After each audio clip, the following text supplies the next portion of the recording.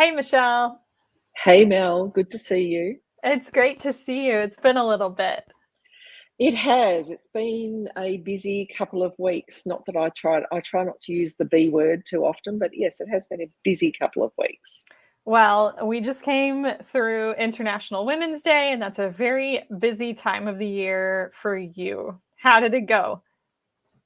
Look, I always say I have this funny relationship with International Women's Day because, like a lot of other women, I think I'd like things to be done all year round for women and women's equality, particularly in the workplace, not just once a year. So I feel a sense of frustration about the organisations that just engage someone like me to give a speech once a year, and then do nothing or next to nothing all year round. And then I get a sense of exhilaration when I keep engaging with folks who are doing stuff all year round, and it's like a celebration, a reflection and a celebration. So yeah, cognitive dissonance is how I describe my feelings towards International Women's Day. Yeah, and it feels like we've been getting a lot of questions or women in our network presenting sticky situations to us here over the last 3 or 4 weeks or so. And one in particular caught my attention, and I wanted to ask you about it today. All right. Which one was that? Yeah. So I wonder if you could tell us about gaslighting in the workplace. What does that mean and what does it look like? How would I know, or how would a listener know if it's happening to them? Yeah, thanks, Mel. So I did actually post about this recently because I had a woman in my network talk to me about behaviours that she was enduring, and I use that word deliberately, enduring from a co-worker. And this is not a junior woman; this is a very senior woman. And being when I was talking through with her the behaviours that this other person was exhibiting towards her, a male colleague, I said that's gaslighting. And she said to me, "Tell me what gaslighting is." And I described, and she went, "Yes, yes, yes." And I went, "Okay, I wonder how many people don't know about gaslighting." So I thought, well, I'll do a post on LinkedIn and others to find out and help people. So in terms of the behaviours, gaslighting comes from an old movie from I think the 30s, 40s, something like that. And basically, it's often used in regard to domestic violence or coercive control. So, a perpetrator will make the victim feel like they're going crazy, basically. No, Mel, you misunderstood me. I didn't say that at all.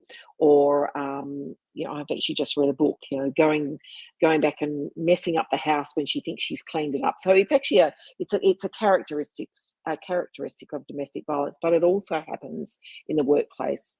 And so it is abuse. And folks who are being gaslit, there'll be things like deliberate exclusion, and that exclusion might be she's not invited into meetings, critical meetings or forums where she should be there. She's a stakeholder and she's also got responsibilities, and she may not get copied in on emails or be sent the emails that she should be sent to help her get her work done and create the outcomes that she should.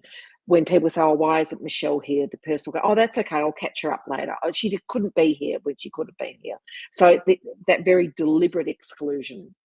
Now, I'm actually not going to get into the reasons why a perpetrator might be doing this, because that's far beyond my pay grade and my level of expertise. I'm kind of giving an indication of what people might be experiencing, women might be experiencing. Um, so that exclusion from critical forums, meetings, emails, or information flow.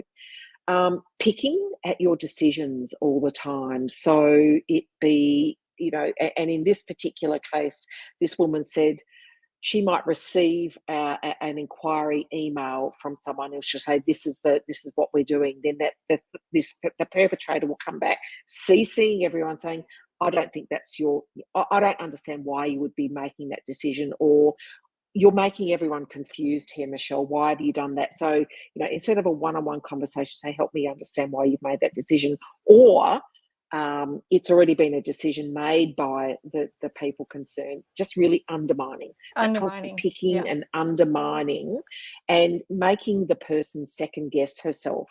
So she started thinking, well, hang on, did we make that decision? Is this what we decided? So it's designed to create doubt in that, it's self-doubt.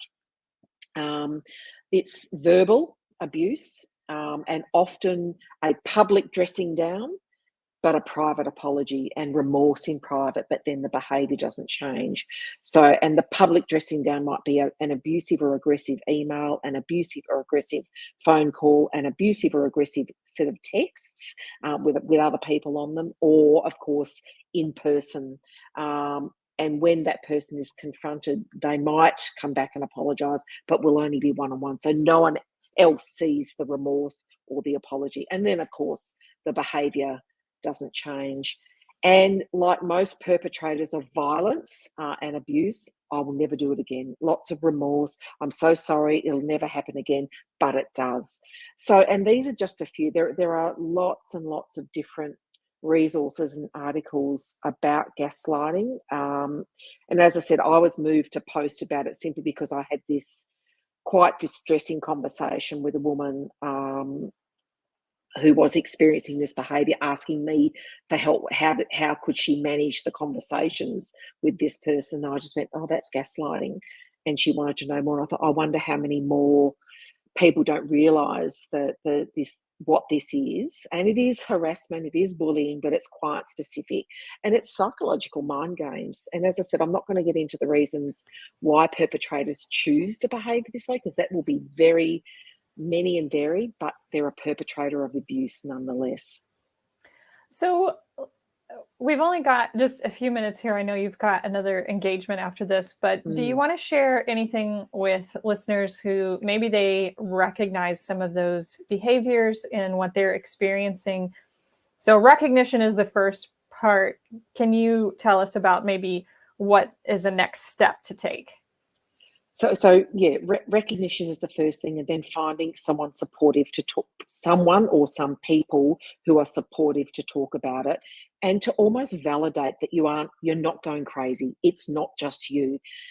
In my own history, I found when I had what I now know as gaslighting, what I found was when I was finally brave enough to say out loud to another woman, senior woman in the organisation that I was in, I get this. I feel like this person who was my boss, this is the behaviour. And she went, oh yeah, he's well known for it. You're not the only one. I went, I thought it was just me. Wow. And then suddenly this network opened up to me of supportive women who had experienced the same behaviour from this person as well as from others. And then I was able to feel relieved that it wasn't just me. So I think that's the first thing, is find those people, find your network, find your cheer squad that can go, wow, Mel, really feel for you. And then think about what your strategies might be. Do you remove yourself from the situation? Do you go to HR or a workplace advisor?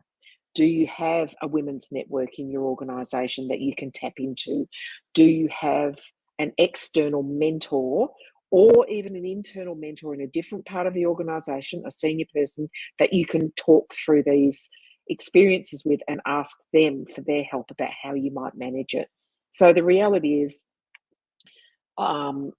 these people, perpetrators, are complex, they're sneaky, they often get away with it for years. So don't think you have to confront them. In fact, confronting them is often the worst thing to do. Look after yourself first. And that would be to catch all that up, Mel. Look after yourself first and find some people to support you. Then work out what you might want to do about that. Lovely. Thank you so much, Michelle. And where can folks find your write-up on this topic of gaslighting? Well, on LinkedIn. So I posted it on LinkedIn and my various other socials. But yeah, there's a post on LinkedIn. So just go to my LinkedIn page, Michelle Redfern, and you can see it there. Or if you can't find it, go to michelleredfern.com and just drop me a line, and I can always send you the link to the particular post. Excellent.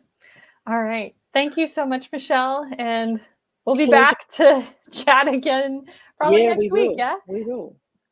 Good on you, Mel. Thank you. Awesome. See you, folks. Bye.